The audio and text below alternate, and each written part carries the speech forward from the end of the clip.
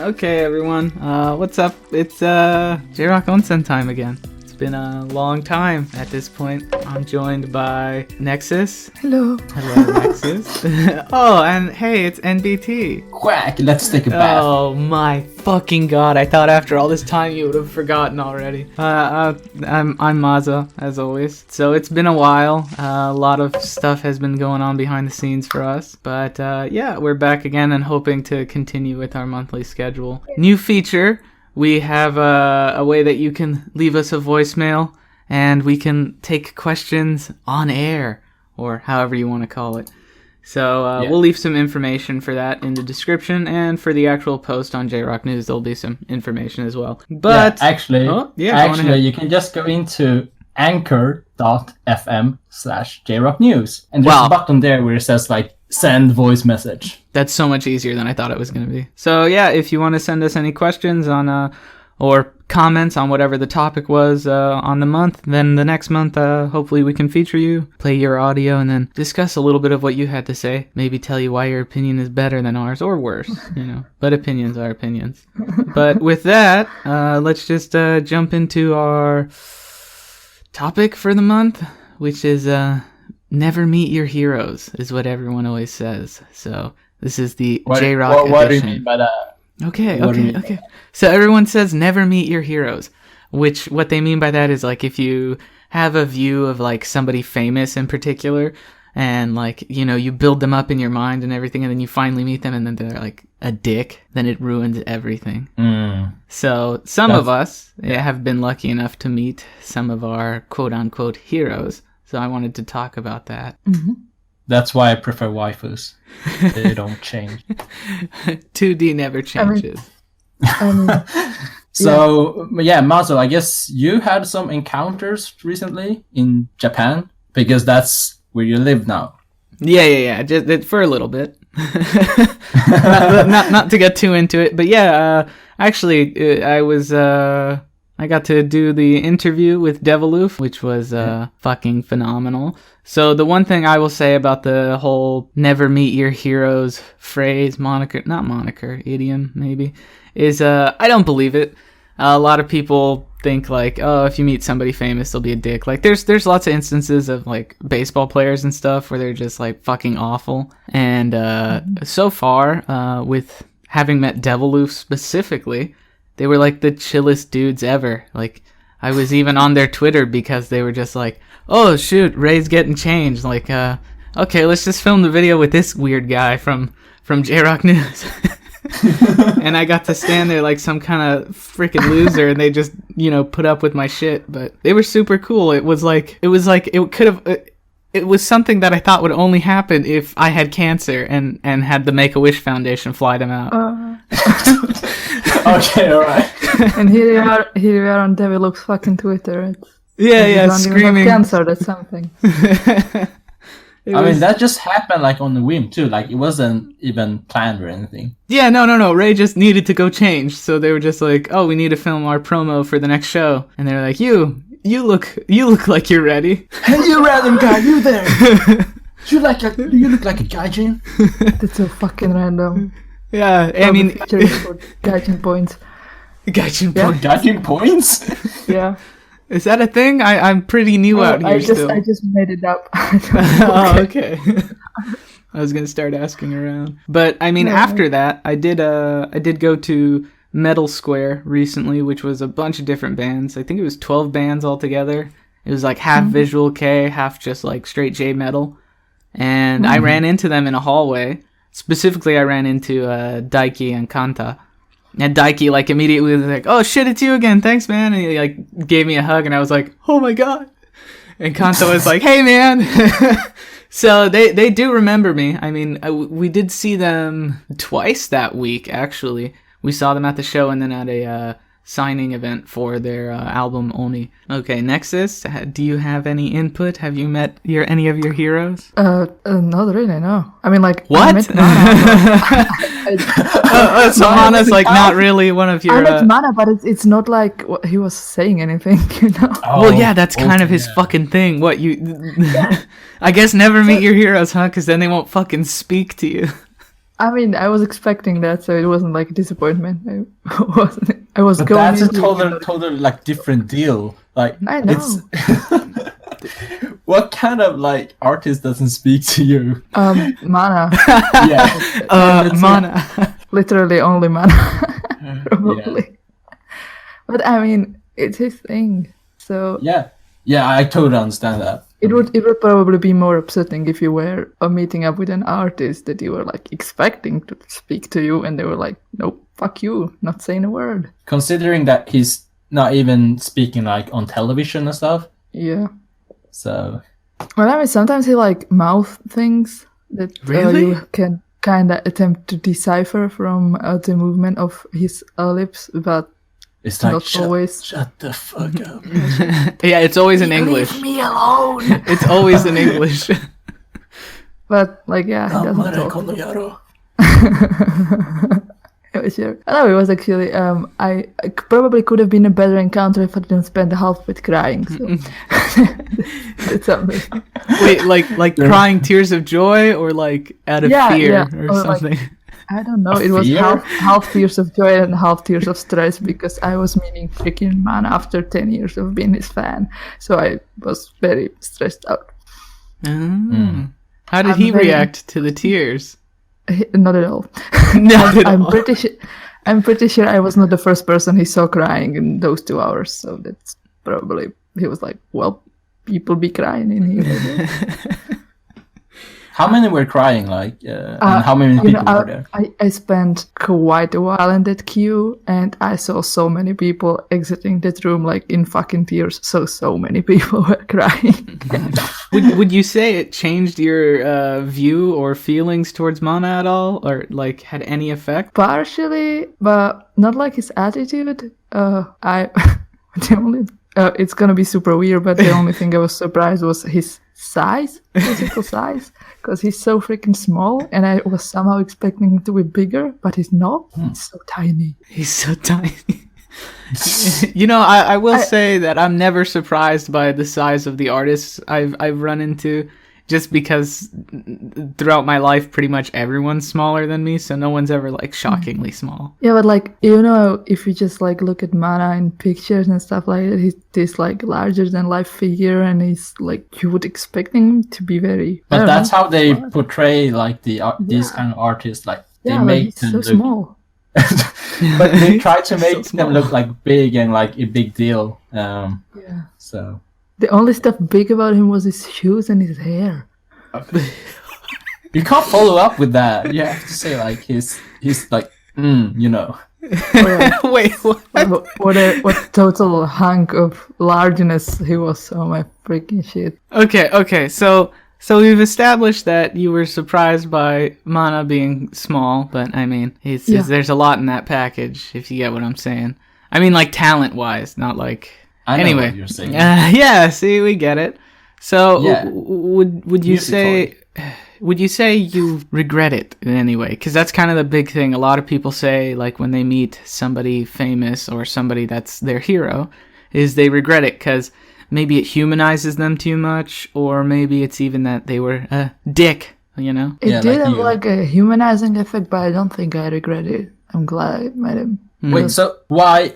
Like, what would make you wanna like regret that thing? Like, I mean, is there anything that if he was a dick, but I mean, it would be hard to guess that because he doesn't talk and all. But Exactly. Yeah. you can sort of.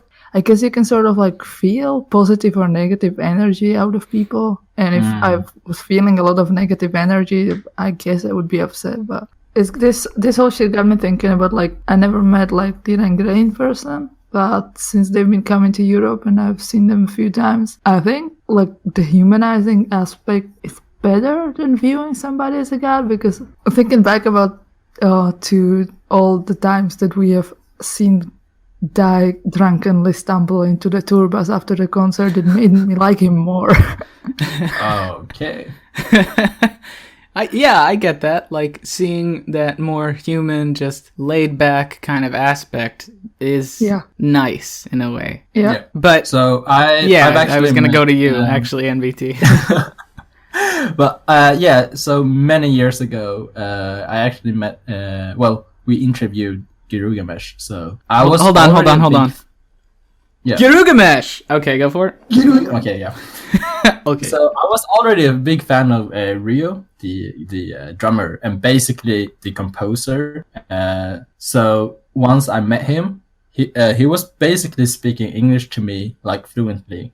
Huh. So Yeah, I was good. so surprised, Wow. and, like pleasantly surprised, and like my respect for him kind of grew after I talked to him because we Just kind of because he spoke English? No, well, I got to kind of like Fucking know him. racist. I got to know him better because I was able to communicate with him a lot. Like how Yeah. you say more. The friction between the languages there was less friction.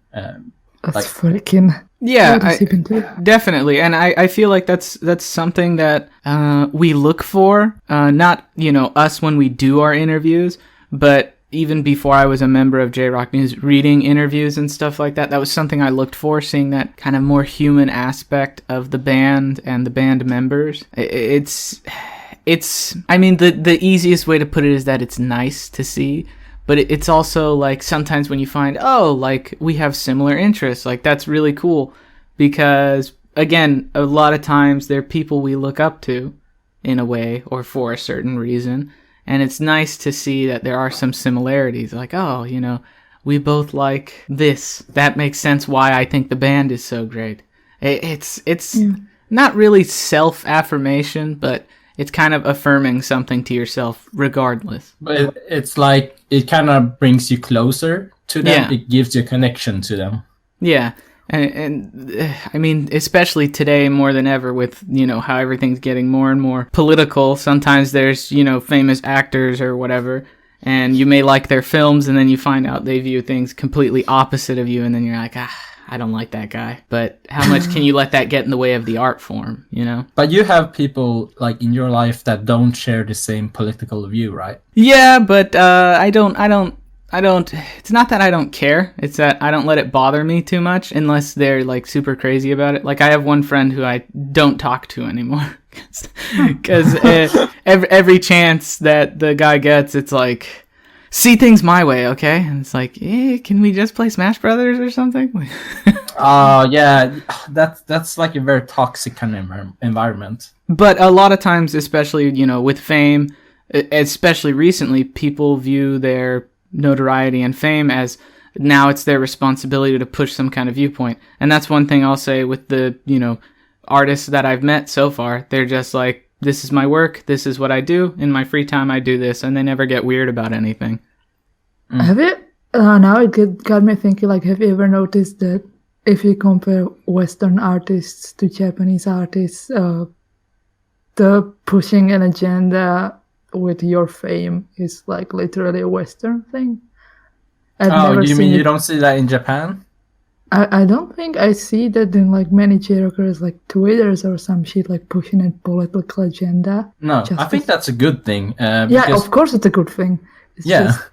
just- It's about the There's art nothing- form, which is nice, which is, what we're looking for. And I have no problem with that. And that's why I feel so far, having met a few Japanese artists that I look up to, I continue to look up to them, if not more so, after meeting them, because it's super humbling. It's a humbling experience to meet them because, like I said, they're just all about their art form. And a lot of them, like, Kanta, for example, in the interview, we asked, like, what do you do in your free time? And he's like, I'm a slave to the drums. Like, all he does is he plays the drums. That's what he does, and that's fucking great, and that's why he's so good. I was expecting him to say he plays video games or some shit. No, I think that was Ray. Yeah. Yeah, Ray plays Monster Hunter a lot in his free time. So, I don't know the age of the people at DEVILOOF, but I met some other bands in the past that are kind of like younger than me. Mm-hmm. So when I talk to them, status-wise, they have a lot of fans and stuff like that, and they've come so much further in life than myself, for example. Yeah. So how does that feel for you to kind of I don't know, as I said, I don't know the age of the members, but how does it feel that some of these big bands that you look up to are actually a lot younger than yourself? Yeah, I that's a really good point, and that's something that I've thought about before, especially because my father, I've mentioned many times, like he's super into death metal and any kind of metal, to be honest, but he's really into death metal, and he's brought up before how he'll go to a show and he'll run into a guitarist or a singer at the bar, you know, during another band's set, and they'll talk a little bit. And not like my father's unsuccessful or anything in his career, but when you look at somebody and probably they're younger than you and they've done so much already with their career, maybe they're not globally a phenomenon or something, but I mean, within a country, tons of people know them. Like, they scream their name they want to see them all the time. It's just, it's strange to think of, you know, fame in that way. And then again, with DEVILOOF, they are famous. I mean, if you've gone to any Visual-kei shows, especially out here in Japan, the minute the set's over, like, whichever fangirls like whichever members, they just scream their names like they're possessed. It's fucking interesting, but it's the thing. What like, an understatement! It's fucking interesting. Like 10 minutes ago, they're walking off stage and like 8 girls are screaming for each of them. Like, each of them has like their 8 girls who are like, yeah, you know, and then I'm just back there and they're like, hey, nice to meet you. Yeah, I like the drums. You know. so wait, how many Visual-kei shows have you been to then? Because now, I guess you're more into metal in general. Yeah, I really realized that recently. Now, Metal Square was one big event, but it was 6 different Visual-kei bands. So if you want to count each of those as a different show, 7, because I saw that DEVILOOF show, but there were other bands with DEVILOOF also. But in reality, it was only 2 actual shows. Okay. Next DEVILOOF show you go to, try screaming the members' names like the fangirls do, see what happens. I don't want to know what happens. That is also valid. Also, their next show sold out before I could buy a ticket, which sucks. That is very sad. Yeah, getting to Metal Square was hard enough. But yeah, I mean, thinking of them being around my age, if not younger, it's not grounding, but it's grounding. Like, I can't think of a better word for it. It's admirable. It's extremely admirable. And the way that, at least with the Japanese artists I've met, they don't really let it get to their head. They're still super fucking cool. Yeah, I guess. That's awesome. I was recently thinking, like a couple of weeks ago, about how I'm presently the age that at least a good half of the cassette was when I started listening to them, and they were already pretty famous. And I'm here like, well, what the fuck am I doing with my life at that age? Why aren't you famous yet? Yeah, what the Is fuck? that what your mom asks you every day? What? Like, my daughter, why aren't you famous yet? I have 2,000 followers on Twitter. It's my greatest achievement in life. Oh, I have like 3, and they're all people I know personally. Yoshiki actually follows my personal Twitter. What? And has been for like a million years, because like so many years ago, I don't know what came over him, but he started following people back if they tweeted at him, like super impulsively. And That's so he's strange. following a bunch of people back for some reason. In other words, Yoshiki doesn't care about it. You're just no another fucking Jesus. whatever. I know about that. It's just a funny tidbit that I wanted to share. I know he actually doesn't care. Okay. You know why he doesn't care? He has his own burger at McDonald's. Yeah. Why would a person with his own McDonald's burger care about who is following on Twitter? That's a good question. That is also valid. I mean, you're getting close to Yoshiki's age. Like, why don't you have your own burger? I'm not getting close. Also, that's a good question. Why do I not have my own burger? Yeah, get on that shit. And No, don't do a spicy teriyaki burger, because I hate to tell you, but that one's taken. Yep. By you or Yoshiki? So, how about we jump over to kind of some recent stuff? Yeah. So, I mean, for now, I guess we can leave a pin in that. We'd really appreciate some input on people who have had the, what would you say, joy, benefit, opportunity to meet any of your favorite artists, JROCK or not. I mean, it kind of goes into media itself. Anybody famous or well known in any way. I mean, for some people, you can even say like, I ran into this so and so famous YouTuber. Man, it was great. It was bad. just general opinions, go on ahead and hit us up on Anchor, and we can talk about it a little bit more next time. But yeah, like MBT said, jumping into some more recent stuff. MBT, you got any recent news you want to throw out there for everyone? Yeah, a pretty cool one as well, which is related to what we've been talking about. So I visited the show Magical Mirai in Tokyo. So that's where Hatsune Miku played her show. And of course, Hatsune Miku is a virtual singer. So she's backed by a band during her live shows. And I was able to meet the band and talk with them. And they were super great guys. They even gave me like omiyage. What's it called? Souvenir.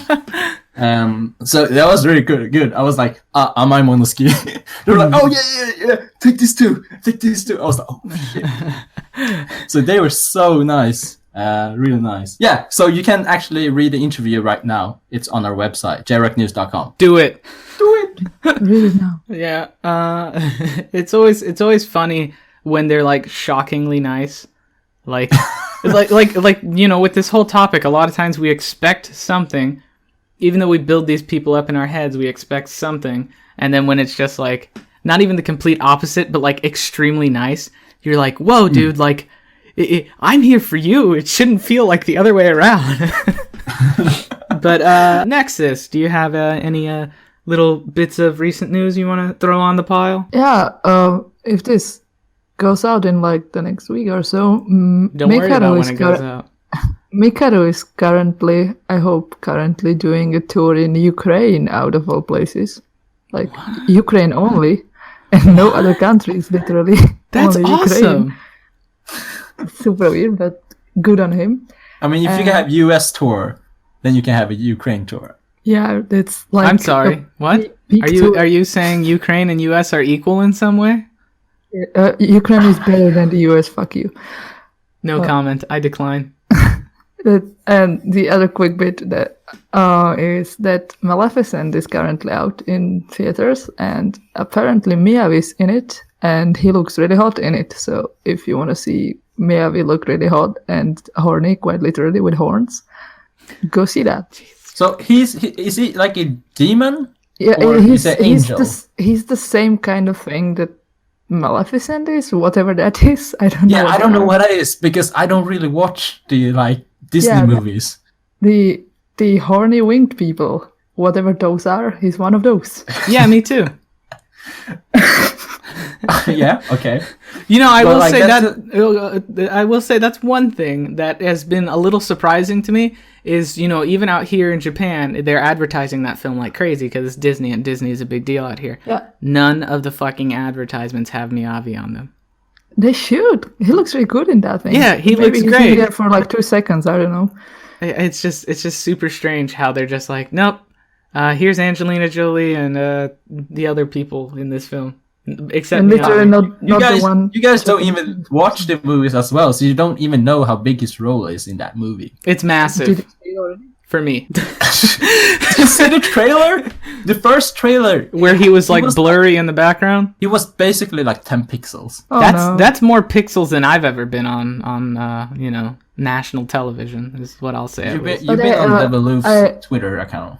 Yeah, but that's DEVILOOF's Twitter account. I'm talking about like a TV Disney produced commercial. I saw somebody talking about it, and they said that they didn't notice him in the movie, so he probably doesn't have a speaking role. He's just in there. But he looks really hot. It's 10 pixels in the background, I guess. The hottest 10 pixels you'll ever fucking see. Oh, so I guess as for myself, I've been talking a lot about Metal Square here, even during this, but I'm putting out, I think, 2 articles on Metal Square, just simple reports on, you know, what happened there. I will say, in my opinion, it was a better show than the show that I had at Aoyama. Even though I went backstage in that one, this one was a little bit better. The crowd had some better reactions. It was better because of the crowd. I mean, DEVILOOF is always fucking spot on. And I was lucky enough to discover Erebos, which they're fucking great. They're a melodic death metal thrash type of band. And highly recommend you check them out if you're into death metal. You have to spell out the name. Yeah, so Erebos is spelled Erebos. I'm looking at the wristband I have that I bought there. I got to meet them too. I really only spoke with their vocalist, and she was super nice. You know, like having seen some of the stuff that happened while they were playing, which you can read about in the article, I was not too surprised by how nice she was, but she was still like super friendly. Talked to anybody who came to their merch booth, and you know, was totally willing to shake people's hands and say thank you for coming to her show or their show. So, yeah, that was nice, and I highly recommend you give them a listen. Check them out on YouTube. They're really good about getting themselves out there when it comes to being online, so definitely give them a listen. Check those articles out, and yeah. All right, well, I guess we're drawn towards a close here with this one. Hopefully next time we can get Sis back in. You know, unforeseen circumstances led to us not having Sis. It's got nothing to do with anyone planning poorly. But yeah, so we'll close up here in a little bit. Just want to remind everyone again, you can check out Anchor, leave us a voicemail, and hopefully anchor.fm/JROCK News. There you go, anchor.fm/JROCK News. So hopefully we can get you on here, and maybe you can start a really awesome fight between us about your opinion, which would be really funny and really fun for editing. But yeah, I've been your host, Mazo, with co-host Nexus. Quack. Are you fucking kidding me? What? I feel hurt now, man. And co-host NBT. I don't even want to do that. All right, we'll see you guys next time. Bye. Bye. I fucking hate you all. You can't even fucking drink? That's shameful.